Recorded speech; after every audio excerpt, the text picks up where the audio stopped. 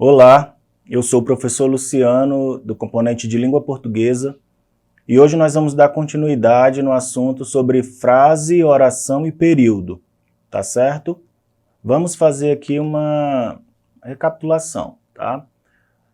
Na última aula nós vimos que para que a gente possa compreender a sintaxe da língua portuguesa, ou seja, o conjunto das relações que as palavras estabelecem entre si, é necessário, antes de tudo, estudarmos a respeito dos enunciados e suas unidades, os quais apresentam as características estruturais próprias. Então, para que a gente entenda essa relação que existe, né, entre as palavras, né, a relação que cada palavra estabelece uma com a outra, a gente tem que entender esse enunciado, né, todo aquele enunciado ali dentro do texto, que não é algo simples, tá bom? E dentro desse nosso contexto, nós estamos falando aqui hoje sobre frase, oração e período. Então vamos ver. Embora muitas pessoas usem esses termos como sinônimos, como se eles fossem iguais, tivessem o mesmo significado, eles não são, tá certo? Porque, vamos ver, frase, ele tem um enunciado linguístico e ele possui o quê? Um sentido completo, tá? Já a oração, ela vai conter um verbo ou uma locução verbal e ela pode ou não apresentar um sentido completo. E o período já vai ser o enunciado que contém uma ou mais orações de sentido completo, tá certo? Então a frase, ela vai possuir sentido completo, ela é todo aquele enunciado que contém sentido completo. A oração, ela tem o verbo ali dentro, ou uma locução, e ela pode ou não ter sentido completo. E o período não, ele vai conter aquelas orações que contêm o sentido completo, tá certo? Vamos seguir. Nós temos aqui alguns exemplos. Vamos ver exemplos de frase. Socorro, né? Que frio. Nova alta do dólar. O dólar aumentou novamente. Estou estudando bastante e sei que vou fazer uma prova boa. Nós temos aí vários tipos de frase. Nós sabemos que nós temos as frases verbais e as frases nominais. Frases nominais são aquelas que apresentam apenas nomes, sem a presença do verbo. E as verbais, que contêm o verbo junto. Igual já tem marcado ali, aumentou, estou estudando, vou fazer o sei, tá certo? E a oração, nós temos aqui, o dólar aumentou novamente. Nós temos ali uma oração com um verbo, tá? Aumentou. E o período, nós temos o período que pode ser simples e o período que pode ser composto. Vai depender da quantidade de orações ali dentro daquele período. O dólar aumentou novamente. É um período simples porque só temos a presença de um verbo.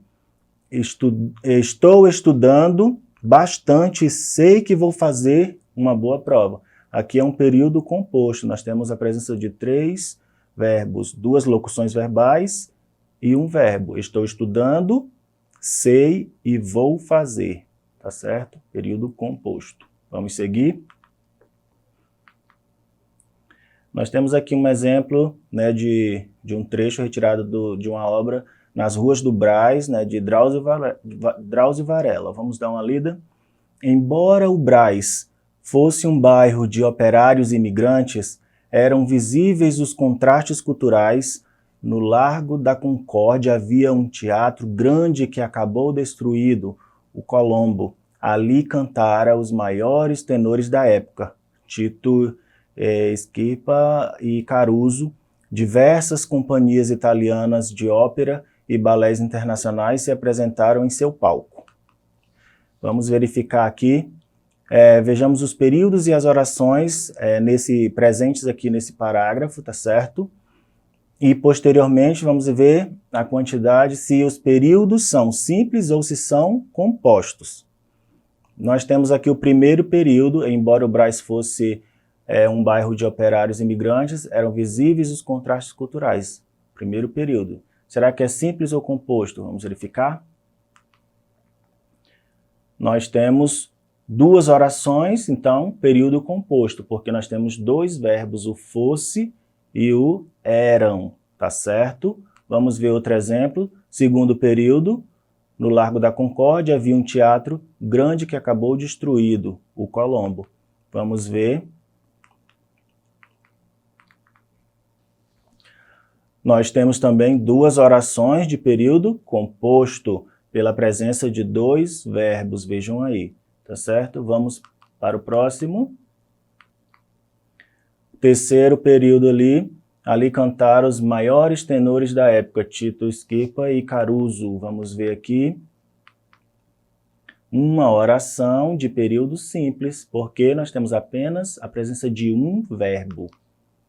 E quarto período, nós temos aqui, vamos ver, uma oração de período simples, tá certo? Porque temos ali o se apresentaram, né? O apresentaram como um único verbo. Então, nesse parágrafo retirado aí da obra de Drauzio Varela, nós temos, né, 4 períodos dentro daquele parágrafo, tá? Né? 2 são compostos e 2 são períodos simples. 2 períodos compostos, porque temos ali presenças de verbos, vejam lá no exemplo, e 2 períodos simples, que tem a presença ali apenas de um verbo, tá? Vejam aí, tá? Prestem atenção, se você tiver com alguma dúvida, volte nesse vídeo, tá? Veja o anterior, para que você possa esclarecer bem as suas dúvidas. Tá? Com relação aos verbos, procure lá na plataforma aulas sobre verbos para você entender melhor esse assunto, tá? Vamos aqui para algumas atividades. Então, os sinais de pontuação são fatores que constituem a essência discursiva em frases, orações e períodos, e que, tanto na fala quanto na escrita, os mesmos são preponderantes no sentido de revelar a intenção do emissor. Partindo-se desse pressuposto, analise o contexto em que foram empregados de acordo com as seguintes situações. Então, nós vamos verificar aqui os contextos aqui que os sinais de pontuação empregaram nesses 3 exemplos. Sinais de pontuação também é um fator que é essencial para entender frase, oração e período. Busquem lá na plataforma também, tá? Aulas sobre isso para vocês se aprofundarem, tá? Para vocês entenderem mesmo esse processo, porque faz parte da nossa vida. Na fala é uma coisa natural, mas na escrita a gente tem que saber utilizar, tá bom? Então vamos ler aqui o primeiro exemplo. O presente que ganhei é maravilhoso. Né? E aí, que tipo de frase é essa, né? Vamos ver.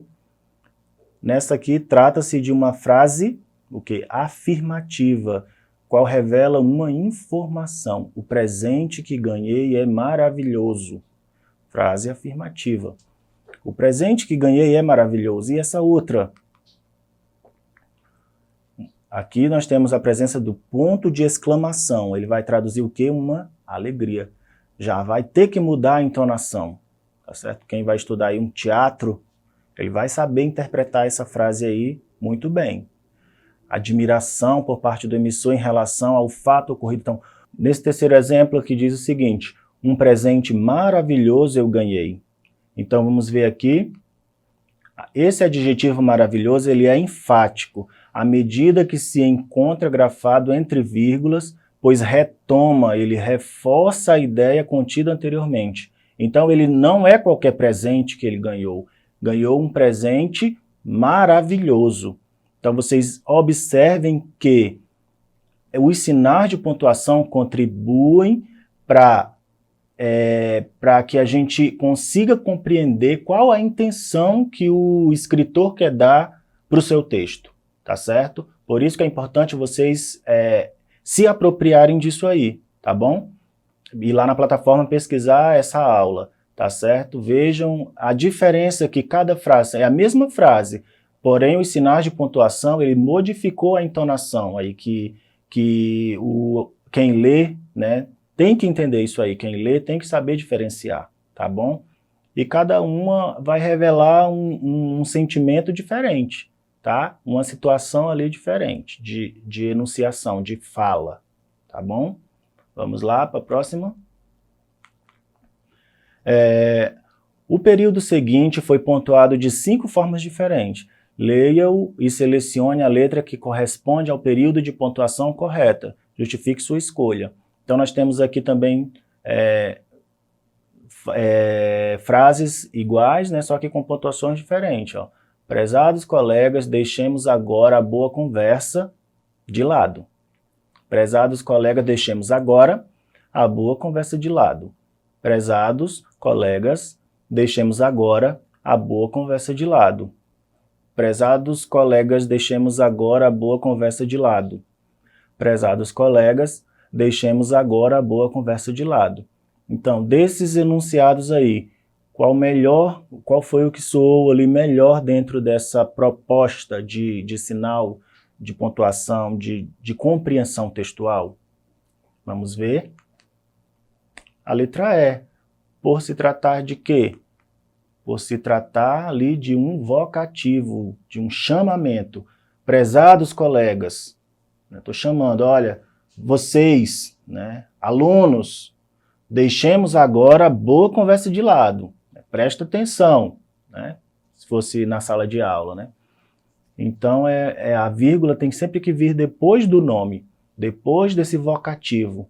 Se eu disser, Maria, deixe de falar agora.